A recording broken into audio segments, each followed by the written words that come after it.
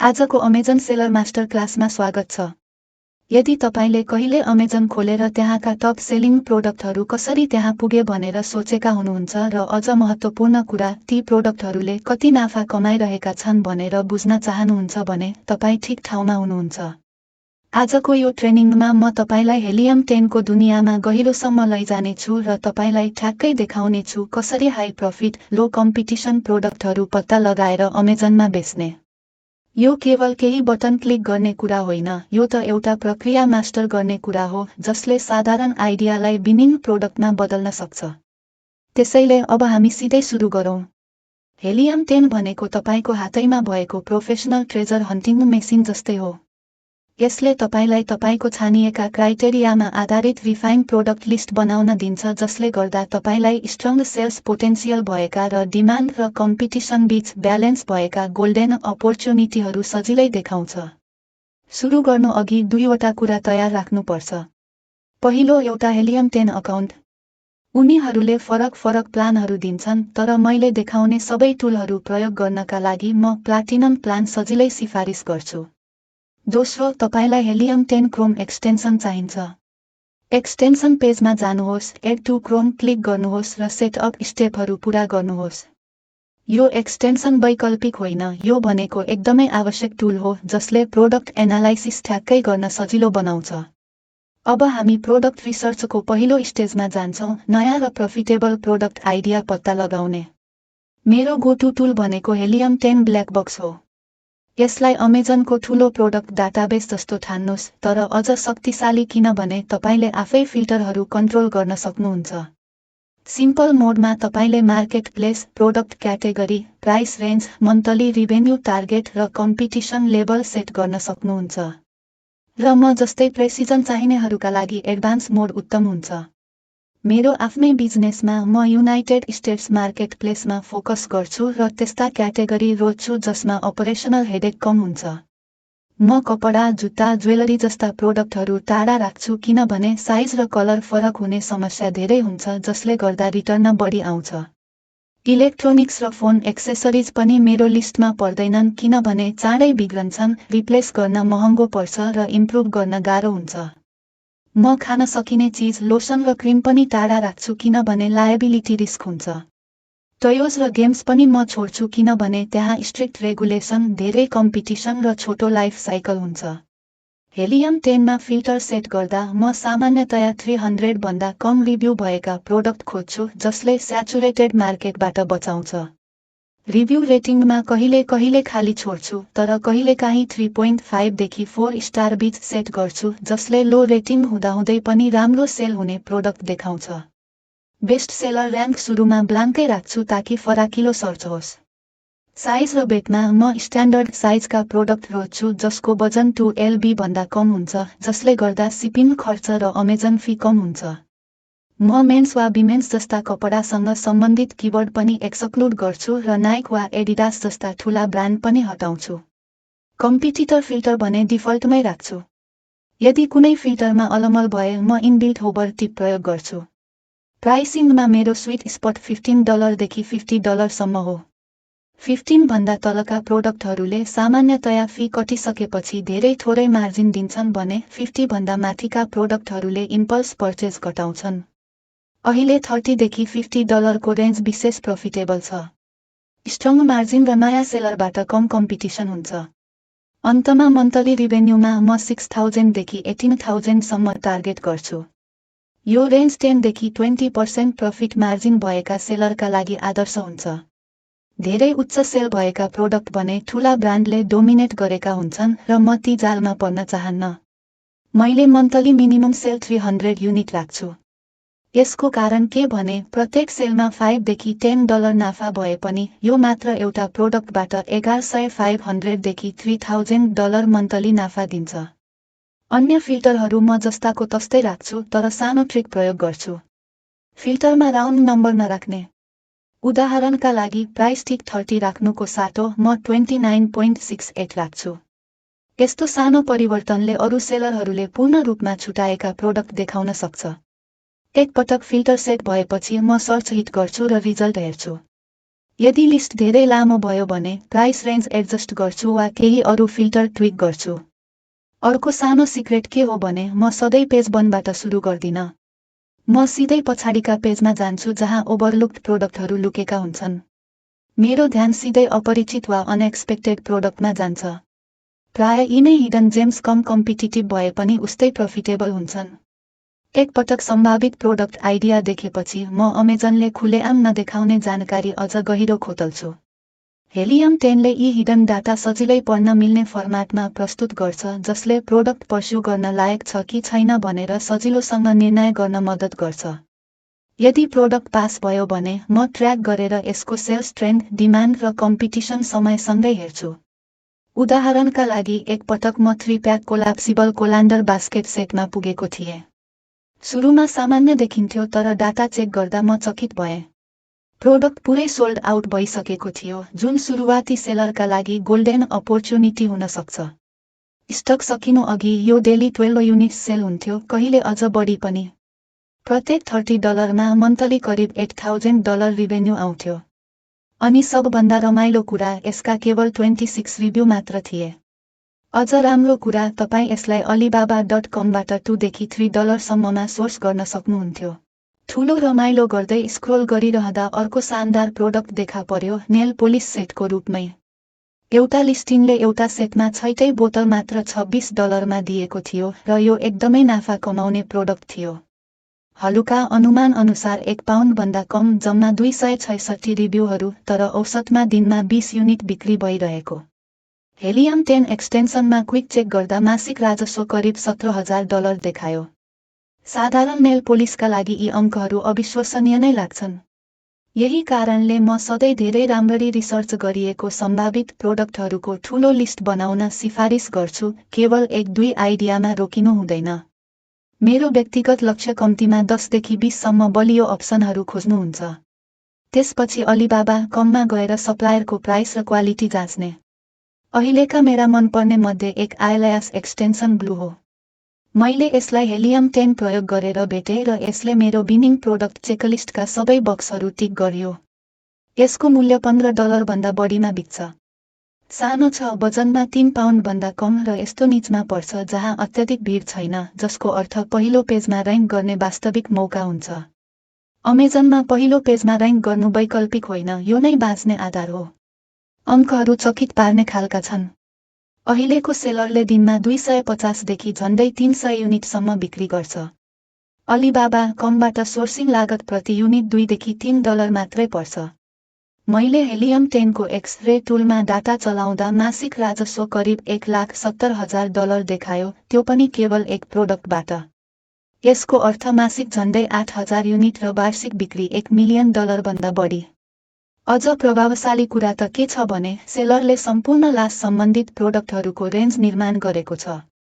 जब तपाईँ अङ्कहरू मिलाउनुहुन्छ, त्यो प्रोडक्ट लाइनले मात्र सजिलै $1 मिलियन भन्दा बढी नाफा ल्याउन सक्छ। यो नै हो त्यो स्केल जुन तपाईँले निरन्तर डिमान्ड भएको प्रोडक्ट भेटेर र रणनीतिक रूपमा रेन्ज विस्तार गरेर हासिल गर्न सक्नुहुन्छ। तर सम्झनुहोस्, यो सबै भाग्य होइन। यो केवल तब काम गर्छ जब तपाईँले सही रिसर्च प्रक्रिया पछ्याउनुहुन्छ र प्रोडक्ट साँच्चै बेच्न लायक छ कि छैन भन्ने सटिक मूल्याङ्कन गर्न जान्नुहुन्छ। एक पटक मैले प्रोडक्ट छानेपछि, जस्तै आइलायस एक्सटेन्सन ब्लू, मेरो अर्को स्टेप सिधै यसको ASIN, अमेजनको युनिक प्रोडक्ट आइडेन्टिफायरमा जानु हो। तपाईँ यसलाई प्रत्येक लिस्टिङको फिङ्गरप्रिन्टको रूपमा बुझ्न सक्नुहुन्छ। 2 प्रोडक्टको एउटै ASIN हुँदैन र यसलाई थाहा पाउनु भनेको अझ गहिरो एनालाइसिस गर्न सक्षम हुनु हो। म ASIN कपी गरेर गुगलमा जान्छु र अमेजन FBA क्याल्कुलेटर सर्च गर्छु। यस टुलले सबै अनुमान हटाएर मलाई नाफाको स्पष्ट तस्विर दिन्छ। उदाहरणका लागि, यदि बिक्री मूल्य $21 छ भने म त्यो क्याल्कुलेटरमा हाल्छु, त्यसपछि प्रोडक्ट लागत $3 र अनुमानित शिपिङ लागत 40 सेन्ट थप्छु। नतिजाले नेट मार्जिन 45% देखाउँछ, जुन मेरो व्यक्तिगत लक्ष्य 35% भन्दा निकै माथि हो।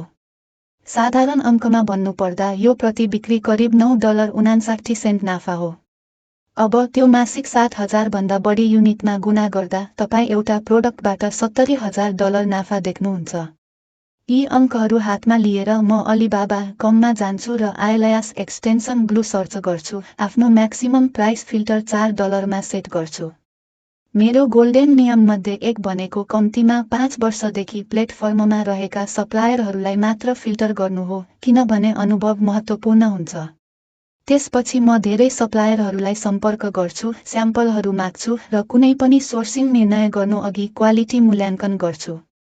अब अर्को स्टेपले साधारण सेलर र उत्कृष्ट सेलर बीच भिन्नता ल्याउँछ, क्याटेगोरी कम्पिटिटिभनेस मूल्याङ्कन। कुनै प्रोडक्ट आशाजनक देखिए पनि यदि क्याटेगोरी अत्यधिक भरिएको छ भने पहिलो पेजमा र्याङ्क गर्न खर्चिलो चढाइ यात्रा हुन सक्छ। अमेजनमा तपाईँ पहिलो पेजमा छैन भने तपाईँ प्राय अदृश्य हुनुहुन्छ। यही ठाउँमा हेलियम 10 सेरेब्रो टुल मेरो गोप्य हतियार बन्छ। म ASIN पेस्ट गर्छु, गेट किवर्ड्स क्लिक गर्छु, अनि यसले प्रोडक्ट जुनसुकै सर्च टर्मका लागि र्याङ्क भइरहेको छ सबै जेनेरेट गर्छ। सुरुवातीहरूका लागि यो स्टेप अलि भारी लाग्न सक्छ, तर यही हो दीर्घकालीन व्यवसाय निर्माण गर्ने बाटो। म आफ्ना फिल्टरहरू न्यूनतम सर्च भोल्युम 500, अधिकतम 1 लाख र वर्ड काउन्ट 1 देखि 15 बीच सेट गर्छु। यसले प्राय करिब 30 देखि 35 सम्म उच्च मूल्यका किवर्डहरू दिन्छ। त्यसपछि म सर्च भोल्युम अनुसार सोर्ट गर्छु ताकि सबैभन्दा बलिया अवसरहरू पहिचान गर्न सकूँ। उदाहरणका लागि लास्ट ग्लू फर आइएलआइएस एक्सटेन्सन भन्ने किवर्ड मासिक करिब 16,000 पटक सर्च हुन्छ।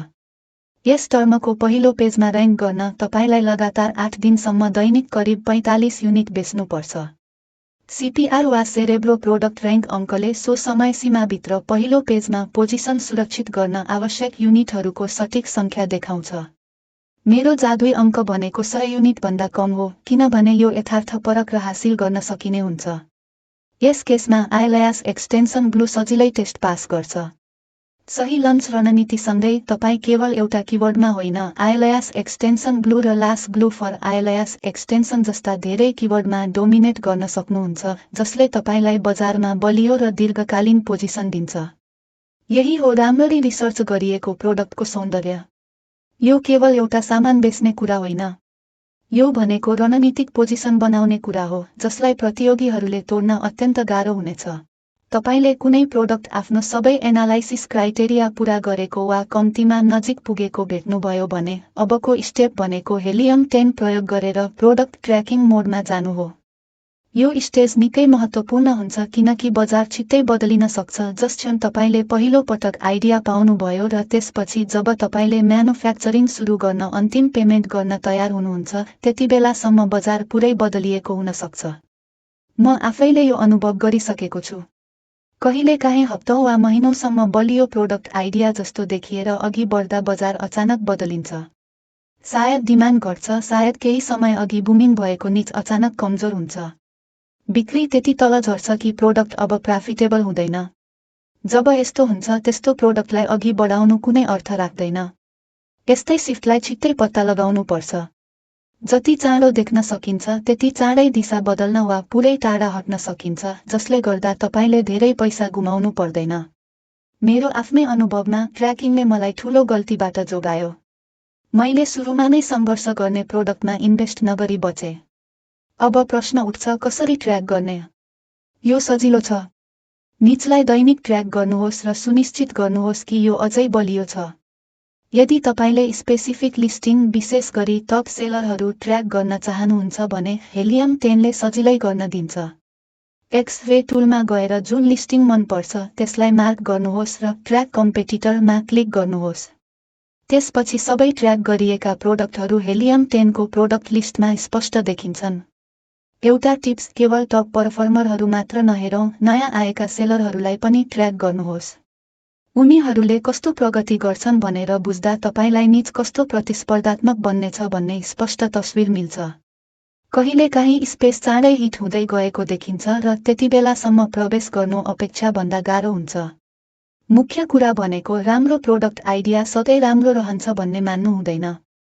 अन्तिमसम्म ट्र्याक गर्न छोड्नु हुँदैन, जुन प्राय इन्भेन्टरी पेमेन्ट पठाउँदाखेरि हुन्छ। त्यसअघि तपाईलाई अझै पछाडि हट्ने स्वतन्त्रता हुन्छ र आफ्नो इन्भेस्टमेन्ट सुरक्षित गर्न सक्नुहुन्छ।